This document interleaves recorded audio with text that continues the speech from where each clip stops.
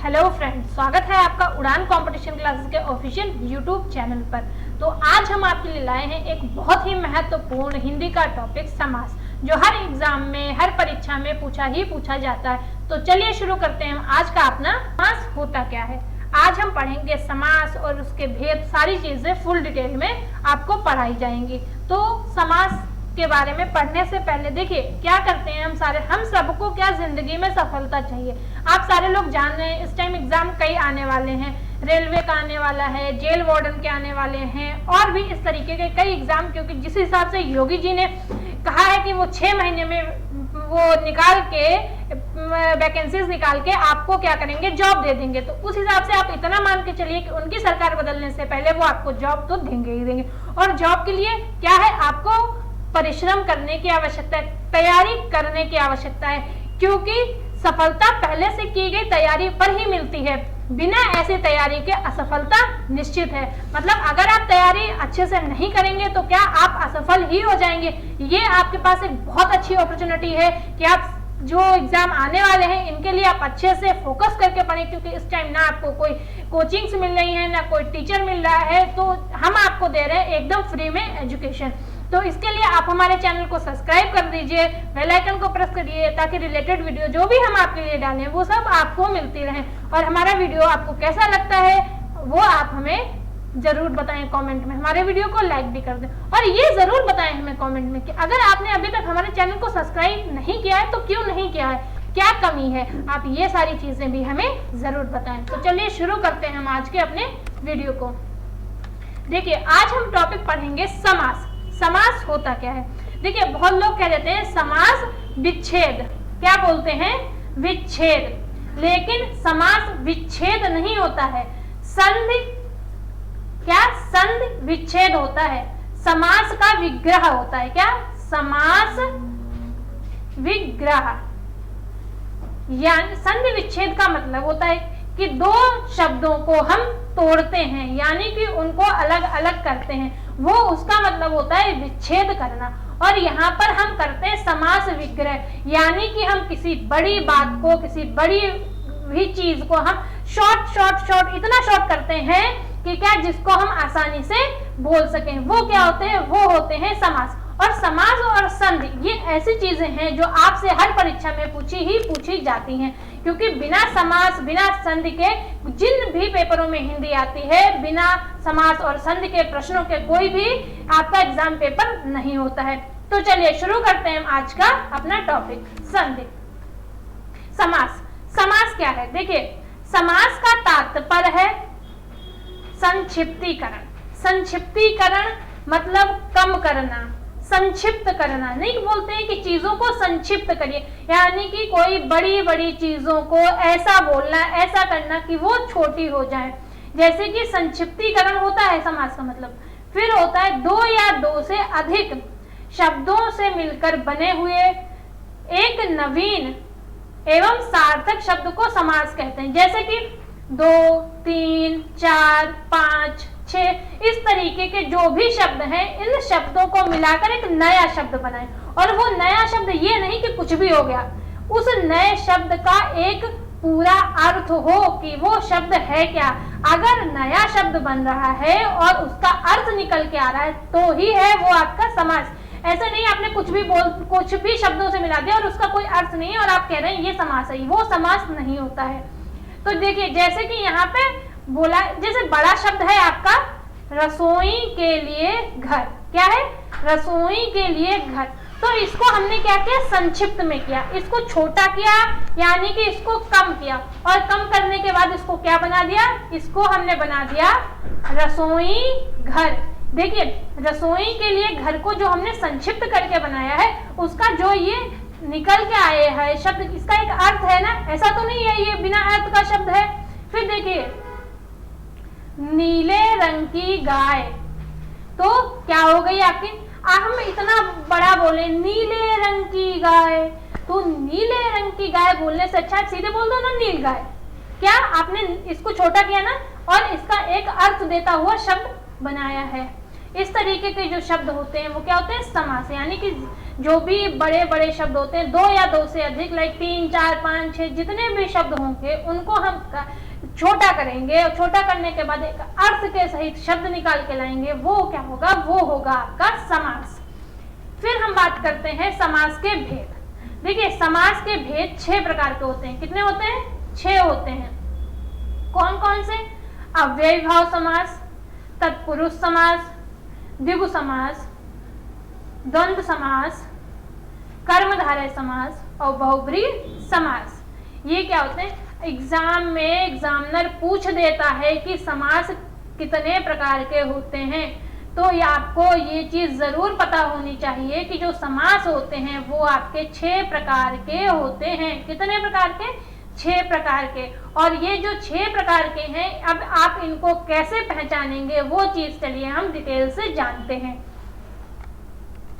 देखिए सबसे पहले आता है अव्ययी भाव समास। ये नहीं है कि सबसे पहले अगर अव्यय आ गया तो उसके बाद आपको द्विगु द्वंद्व ये करना, ये याद करने जरूरी नहीं, आप सीक्वेंस में याद करें, आप वैसे भी याद कर सकते हैं, क्योंकि मोस्टली क्या होता है सीक्वेंस में हम चीजों को याद नहीं कर पाते हैं। तो अगर थोड़ा सा इधर उधर हो गया, अगर अव्यय के बाद कर्मधारय भी आपने याद कर लिया तो कोई दिक्कत की बात नहीं है। तो देखिए अव्ययी भाव समास क्या होता है। इस समास का पहला पद प्रधान होता है, यानी कि इसमें पहले पद की प्रधानता होती है। अभी वो क्या होती है वो अभी मैं आपको बता रही हूँ।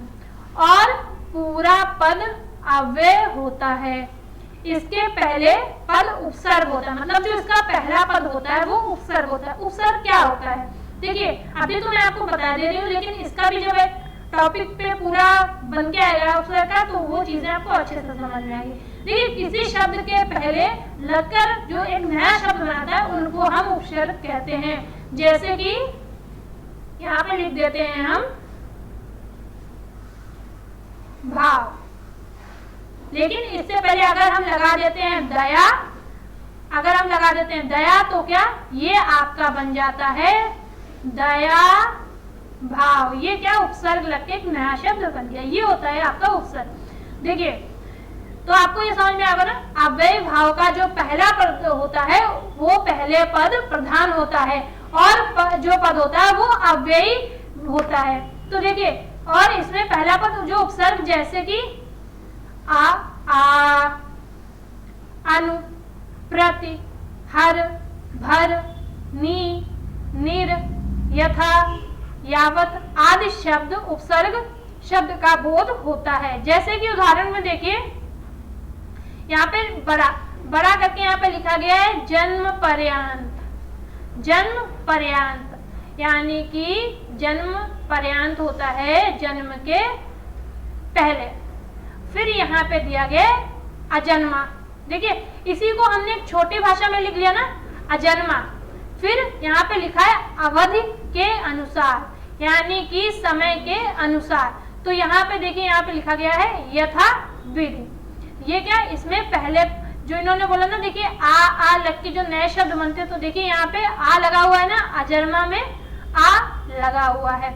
यही इसी तरीके से ये जो आपका अवधि के अनुसार है, इसको नया शब्द जब इन्होंने बनाया है तो यहाँ पे यथा लगा हुआ है, तो क्या हो गया ये यथाविध। सिर्फ इतना याद रखिए, अव्ययी भाव के प्रथम पद जो है वो प्रधान होता है और इसमें क्या, इसमें पहला पद उपसर्ग लगकर बना होता है। जो उपसर्ग शब्द इस तरीके के होते हैं। अब बढ़ते हैं नेक्स्ट बात करते हैं तत्पुरुष समास के बारे में।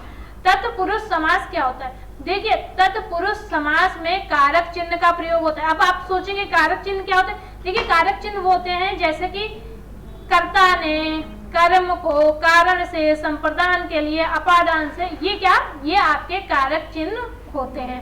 तो देखिए जैसे यहाँ पे आपको देखिए समास में एक चीज जो आपको अच्छे से समझाई जाती है वो यही कि हम चीजों को, बड़ी चीजों को करके उनको छोटा करते हैं। तो देखिए यहाँ पे इन्होंने लिख लिया है विद्या के लिए आलय।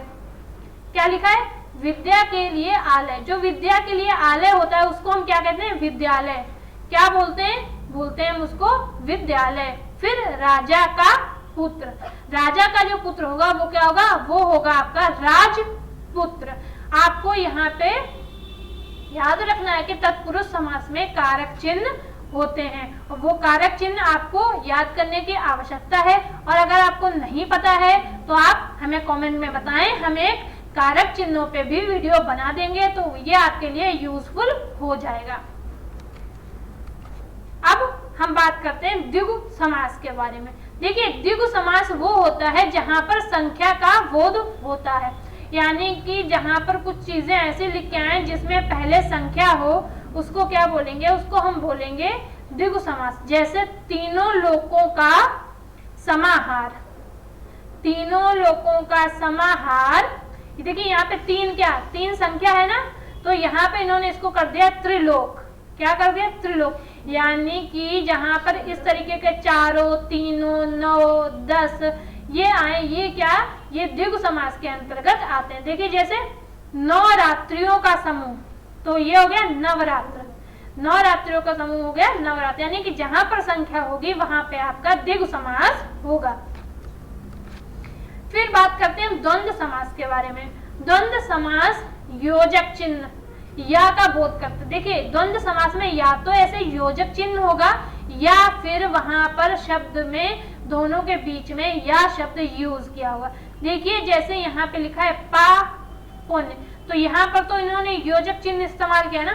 फिर अगर हम इसको या और करें, तो देखिए यहाँ पे इन्होंने लिख के दिया है पाप और पुण्य। क्या, पाप और पुण्य। अगर इस तरीके के शब्द आते हैं तो हम उनको द्वंद्व समास के अंतर्गत रखते हैं। फिर सीताराम, यानी कि देखिए सीताराम भी सही ही लिखा है, क्योंकि यहाँ पर ये योजक चिन्ह लगा हुआ है। फिर हम आपको दिखा रहे हैं कि अगर ऐसे भी लिखा हो तो आप कैसे पहचाने कि ये द्वंद्व समास है। सीता और राम, ठीक है, जहाँ पे और आ जाए, सीता और गीता, इस तरीके जहाँ पर और आ जाए या योजक चिन्ह आ जाए, वो आपके द्वंद्व समास के अंतर्गत आते हैं। अब हम देखते हैं अपना नेक्स्ट है हमारा कर्मधारय। देखिए कर्मधारय समास क्या होता है। देखिए कर्मधारय समास में व्यक्ति, वस्तु आदि की विशेषता का बोध होता है, यानी कि जिस समास में व्यक्ति और वस्तु का बोध हो उसको हम क्या बोलेंगे, उसको हम बोलेंगे कर्मधारय समास। जैसे कि चंद्रमुख, तो चंद्रमा के समान मुख वाला, जिसका मुख चंद्रमा के समान होगा, यहाँ पर क्या, ये व्यक्ति की विशेषता बता रहा है ना, जिस चंद्रमुख यानी कि एक व्यक्ति है जिसका मुख चंद्रमा के समान है। फिर देखिए आप बात करते हैं इसके वस्तु के बारे में। दही बड़ा, दही में डूबा बड़ा, क्या वस्तु हो गई ना, दही में डूबा बड़ा, यानी अब दही बड़ा को बस जब तक आप उसको दही में नहीं डुबाएंगे तब तक क्या, वो दही बड़ा नहीं होगा। दही बड़ा वो तभी हो पाएगा जब उसको आप दही में डुबा देंगे, ठीक है। ये यानी कि यहाँ पे वस्तु की विशेषता बता रहा है, और यहाँ पर ये व्यक्ति की विशेषता बता रहा है। अब हम बढ़ते हैं अपने नेक्स्ट बहुव्रीहि समास की तरफ। बहुव्रीहि समास क्या होता है। देखिए बहुव्रीहि समास के अंतर्गत शब्दों का विग्रह करने पर नया शब्द बनता है, यानी कि इस शब्द में जब हम इसको तोड़ेंगे, कोई शब्द लिखा है तो तोड़ेंगे तो क्या, एक नया शब्द बन के आ जाएगा। जैसे कि देखिए त्रिनेत्र, त्रिनेत्र को हम अगर तोड़ेंगे तो आ जाएगा तीन नेत्र वाला। क्या आ जाएगा, तीन नेत्र वाला। तो तीन नेत्र वाला कौन है, आप सबको पता होगा, सिर्फ और सिर्फ भगवान शिव के तीन नेत्र हैं और किसी के तीन नेत्र नहीं हैं। फिर यहाँ पे लिखा है वीणा वाणी, तो देखिए वीणा वाणी हम किसको बोलते हैं, आप सबको ही पता होगा, विद्या की देवी सरस्वती जी को क्या बोलते हैं, विद्या की वाणी। यानी कि जब यहाँ पे ये विद्या और वाणी को अलग अलग तोड़ रहे हैं तो क्या नया शब्द जो बन के आ रहा है वो क्या है, वो है सरस्वती जी का। और त्रिनेत्र को जब हम यहाँ पे तोड़ रहे हैं तो क्या, यहाँ पे भगवान शिव, जैसे कि दशानन, दशानन तो 10 हैं जिसके आनन, यानी कि रावण। ये क्या बहुव्रीहि समास में ये आएगा, यानी कि जब आप किसी शब्द को तोड़ें और उससे एक नया शब्द बन के आए तो वो क्या, वो होता है आपका बहुव्रीहि समास। आपको हमारा वीडियो कैसा लगा हमें कमेंट में ज़रूर बताएं। अगर आपको वीडियो पसंद आया है तो वीडियो को लाइक करें, हमारे चैनल को